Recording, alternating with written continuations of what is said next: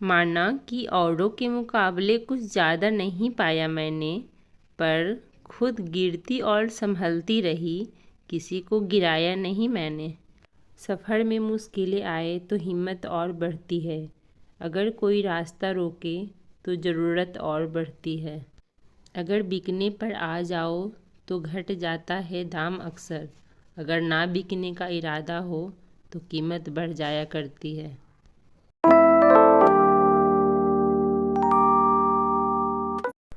Hey guys, सो कैसे हैं आप सब। आई होप कि आप सब बहुत अच्छे होंगे। आप सभी का स्वागत है मेरे यूट्यूब चैनल वुमेन्स स्ट्रगल में।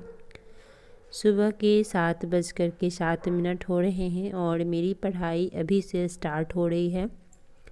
कल लगभग मैं 5.5 घंटे पढ़ी थी, तो अभी से रिसेट करते हैं एंड स्टार्ट करते हैं टाइमर।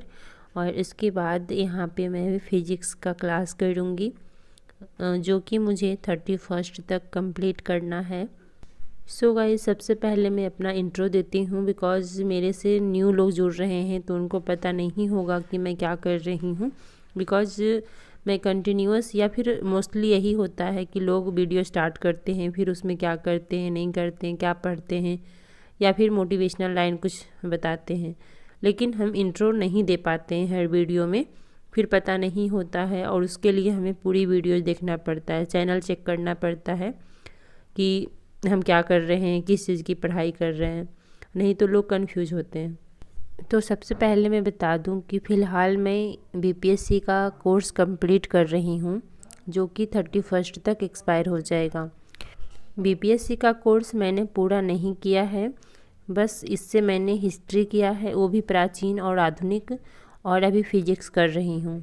इसके अलावा मैं इससे कुछ भी नहीं की, बिकॉज़ अभी फ़िलहाल 2 महीने से मैं इसे कर रही हूँ। इससे पहले मैंने यूपीएससी का कोर्स कंप्लीट कर लिया है केजीएस से, वो मेरा सारा कुछ हो गया है। अब मुझे बस उसका रिवीजन करना है।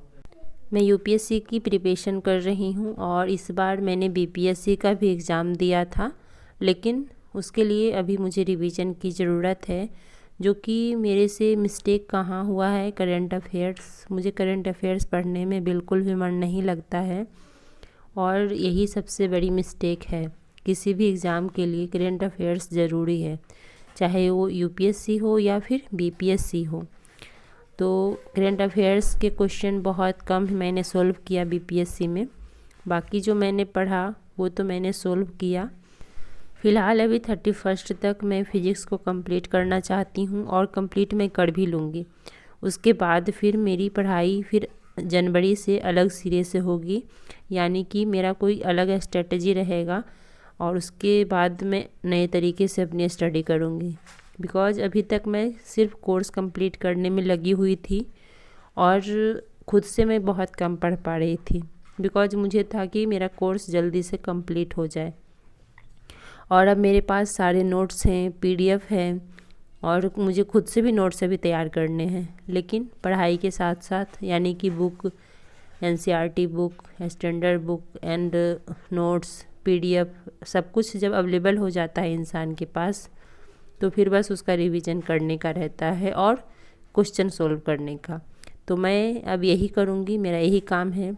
कितना पढ़ना है, क्या पढ़ना है, इसका मुझे आइडिया लग चुका है, और बस उसी में मुझे अब पढ़ना है, रिवीजन करना है। लेकिन साइंस में मेरा फिजिक्स हो गया, यानी हो जाएगा, और केमिस्ट्री और बायो मेरा रह जाएगा। और आप लोगों को जैसा कि मैंने बताया हुआ है कि मेरी काफ़ी टाइम स्टडी छूटने के बाद मैंने स्टार्ट किया है, तो मुझे हर सब्जेक्ट को टाइम देना पड़ रहा है, और मुझे शुरू से शुरुआत करनी पड़ रही है। अगर मेरी पढ़ाई कंटिन्यूअस रहती तो फिर मेरे लिए सही रहता, बट मैंने काफ़ी साल बीच में गैप लिया है, यानी +2 के बाद समझिए कि मेरी पढ़ाई डगमगा ही गई थी, क्योंकि उसके बाद मेरी शादी हो गई। +2 में थी तभी मेरी शादी हो गई थी। तो मैंने कई वीडियोज़ में बताया हुआ है, जो मेरे पुराने सब्सक्राइबर हैं उनको पता है। और एक लोगों का बार बार कमेंट आ रहा है कि आप मुझे अपना कोर्स दीजिए। तो सबसे पहला चीज़ कि ये मेरा कोर्स नहीं है, मैंने इसे परचेज नहीं किया है, मेरे देवर लगते हैं उन्हीं का कोर्स है, वो खुद भी पढ़ाई करते हैं और 2 महीने से मैं भी पढ़ रही हूँ, तो इसलिए मैं नहीं दे सकती। और रही बात कि वो क्लास अब रहेगा भी नहीं, बिकॉज वो एक्सपायर होने वाला है, 31 को एक्सपायर हो जाएगा। रही बात नोट्स की, तो नोट्स मैं कैसे दूं और क्या दूं मुझे नहीं समझ आ रहा है।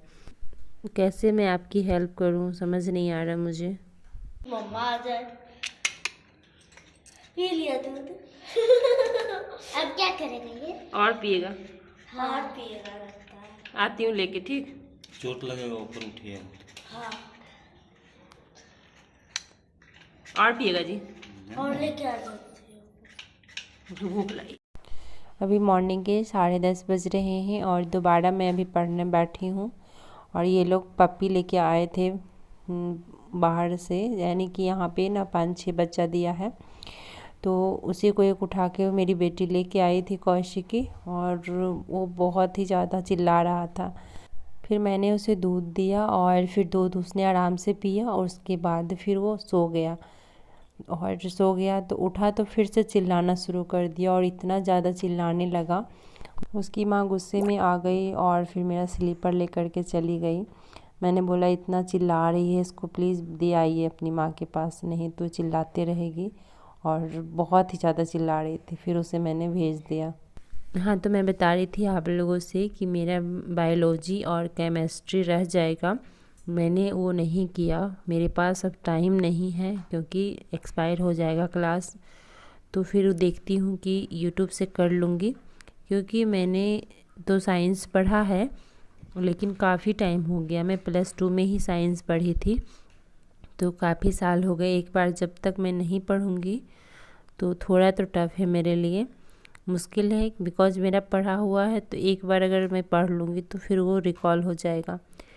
तो अभी तो मैं फ़िज़िक्स का कंप्लीट कर रही हूँ, और फ़िज़िक्स के कंप्लीट हो जाने के बाद तब तक मेरा क्लास भी एक्सपायर हो जाएगा, और उसके बाद फिर मैं आराम से रिवीजन करूँगी। और फिर देखती हूँ, मुझे अभी ऑप्शनल का भी क्लास करना है, यूपीएससी का।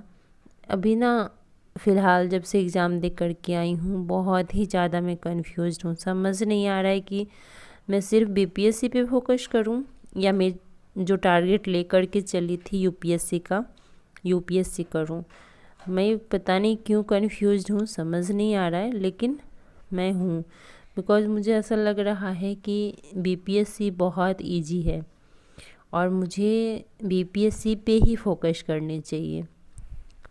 लेकिन यूपीएससी अच्छा है, बिकॉज़ यूपीएससी करने से मेरे जीवन में बहुत ही ज़्यादा चेंजिंग आया है। मैं कभी किसी को किसी भी चीज़ के लिए ना नहीं बोल पाती थी, या फिर मैं सही डिसीजन नहीं ले पाती थी, खास करके खुद के प्रति। खुद के लिए कभी मैंने नहीं सोचा, हमेशा दूसरों को प्राइवेसी दी, खुद को हमेशा मैंने पीछे ही रखा, कभी भी खुद को इम्पोर्टेंस नहीं दिया। अपना लगता था कि यार दूसरे के लिए जीना चाहिए, लेकिन जब से मैंने पढ़ाई स्टार्ट की तो लगता है कि खुद के लिए जीना चाहिए। अगर हम खुद सही हैं तो सारी दुनिया सही है। हम खुद सही नहीं हैं, यानी कि हमारे अंदर या बीमारी है या फिर हमारे अंदर नॉलेज नहीं है, तो फिर कोई इंसान आपका वैल्यू नहीं करेगा।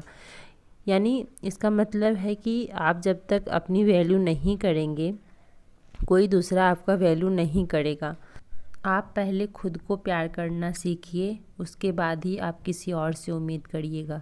हम दूसरों से प्यार की उम्मीद करते रहते हैं, खास करके हम औरतें अपनी पूरी लाइफ दूसरे की सेवा, दूसरे को खुश करने में लगा देते हैं।